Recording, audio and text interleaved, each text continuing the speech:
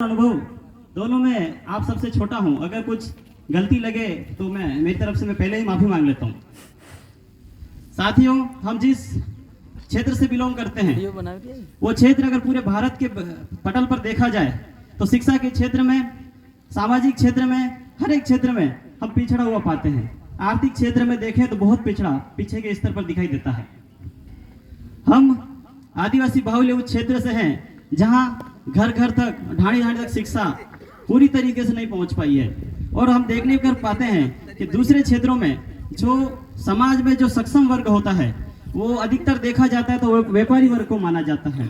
लेकिन हमारे क्षेत्र में जो सरकारी सेवा में है वही एक सक्षम वर्ग है। और हमारे समाज में ज्यादातर तौर पर देखा जाता है कि शिक्षक वर्ग ही सरकारी सेवाओं में है। कभी कभी मैं महसूस करता हूँ कि हमारे क्षेत्र में छात्र छात्राएं जो बालक बालिकाएं हैं वो विद्यालय स्तर तक बहुत अच्छी शिक्षा प्राप्त करते हैं और अच्छे अंकों से उत्तीर्ण होते हैं, बहुत सारी उपलब्धियां प्राप्त करते हैं। लेकिन जब वहां से आगे चल करके वो विश्व महाविद्यालय स्तर पर जाते हैं, बड़ी बड़ी यूनिवर्सिटीज में नहीं पहुंच पाते हैं। इस वजह से उनका जो भविष्य है, उनका जो करियर है वो व्यवस्थित तौर पर नहीं बन पाता है। इसी संबंध में अपनी बात रखने के लिए यहाँ पर उपस्थित हुआ हूँ।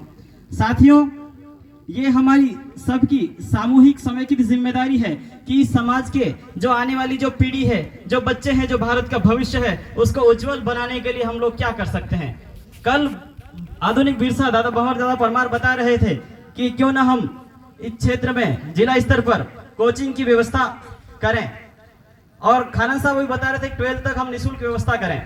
मैं एक सुझाव देना चाहूंगा कि 12th तक ही नहीं, आज जो भी भविष्य में जो भी ऊपर के जो कंपटीशन एग्जाम है उसके लिए भी अगर कोचिंग की व्यवस्था करनी पड़े, निःशुल्क ना सही लेकिन न्यूनतम शुल्क पर हम ये शुरुआत कर सकते हैं। क्योंकि हमने भी तैयारी की, हम महसूस करते हैं कि हमारे समुदाय में हर वर्ग, हर बच्चा इतना कैपेबल नहीं है कि वो बाहर जाकर तैयारी कर सके। और आज के जो कंपटीशन का जो स्तर है, जो कि प्रतिस्पर्धा आज बनी हुई है, उसका तोड़ नहीं है। वहां तक पहुंचने के लिए एक अच्छी कोचिंग की, एक अच्छे मार्गदर्शन की और एक अच्छे पाठ्यक्रम की आवश्यकता होती है।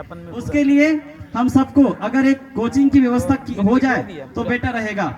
उसके लिए अगर जिला स्तर पर निःशुल्क कोचिंग की व्यवस्था होती है तो मैं एक चतुर्थ श्रेणी से लगा करके यूपीएससी तक के सभी विषयों को पढ़ाने की मैं जिम्मेदारी लेता हूं। और साथ ही मैं और आप सभी लोगों को एक सुझाव और देना चाहूंगा। कुछ टाइम पहले शुरू भी हुआ था लेकिन अभी मेरे को लगता है वो बंद हो गया है। हर स्कूल में विद्यालय स्तर पर कुछ मोटिवेशन सेमिनार अगर आयोजित होते रहे तो बच्चा समझ पाए कि मुझे आगे क्या करना है। हम लोग भी अच्छे प्रतिभाशाली छात्रों में से थे लेकिन उचित समय पर उचित मार्गदर्शन नहीं मिला आगे क्या करना चाहिए। और भी बहुत सारे हमारे साथी हैं वो इस क्षेत्र में आगे नहीं पढ़ पा रहे। साइंस के क्षेत्र में, टेक्नोलॉजी के क्षेत्र में क्यों ना हमारे बच्चे प्रशासनिक में जाएं, यूपीएससी में जाएं, सिविल सर्विसेज में जाएं। वहां देखा जाए तो आज प्रशासनिक पदों पर हमारी संख्या नगण्य नजर आती है। और अधिकतर देखा जाता है कि हमारे क्षेत्र में शिक्षक, पटवारी, राजस्थान पुलिस, इससे आगे ना कोई बच्चा सोच पाता है ना उसके माता पिता सोच पा रहे हैं। ये हमारे लिए सोचनीय विषय है। हमारी ही कैटेगरी में सम्मिलित पूर्वी राजस्थान के मीणा भाइयों को देख लीजिए, उनका हर एक घर से किसी न किसी पद पर उनका एक बच्चा उच्च पद पर कार्यरत है। लेकिन हमारे क्षेत्र में यह स्थिति देखने को नहीं मिलती है। ये हमें समझना होगा, क्यों ना इस क्षेत्र में इस बात पर हम विचार करें। शिक्षा से ही सब कुछ संभव है। हम लोग यहाँ विराजित हैं, हम एक बहुत बड़ा एक सोशल मूवमेंट लेकर के चल रहे हैं, वो इसी की बदौलत है। बहुत बड़े हमारे जो जिन महापुरुषों को हम लेकर के यहाँ बैठा रखा है, उनका सम्मान कर रहे हैं, वो कहीं ना कहीं शिक्षा की बदौलत है। इसी में मुझे नेल्सन मंडेला की वही पहले बोली थी मैंने, वही लाइन मेरे को फिर याद आती है, education is the most powerful weapon which can be used to change the world.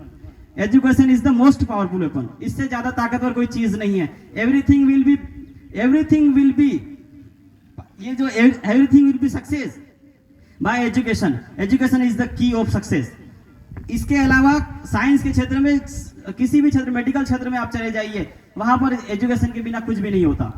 साथियों, मैं एक और सुझाव आप सबके लिए देना चाहूंगा। शायद मेरे को लगा बुरा लगे लेकिन मैं माफी चाहूंगा। लेकिन अगर हम शिक्षक साथी, इस समाज का जो सक्षम वर्ग है वो हम ही हैं।